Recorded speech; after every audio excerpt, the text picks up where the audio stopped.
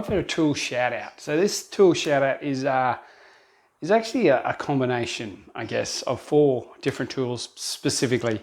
But the concept's the same. They're all nips, so snips basically, or tin shears, whatever you want to call them. So what I found originally when I first started doing bits and pieces in roofing and tin is I always only ever had a red and a green pair of snips. Now these are both very handy. Basically it depends on the direction you want the tin to curl basically while you're cutting.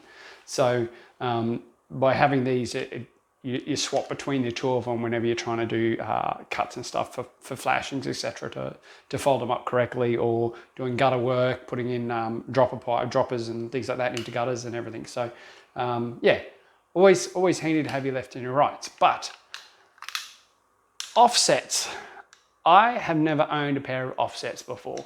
Now, until I started doing some more roofing work with the boys, using theirs here and there, I realized I needed to get a pair of these. So I need to get a pair of red and green offsets.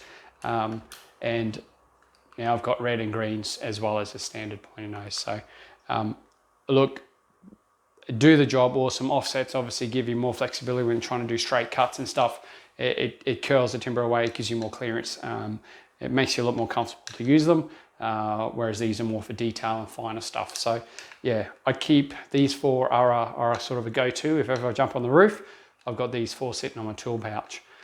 But I've always pretty much got the Wiss red handled snips sitting in my tool pouch, always.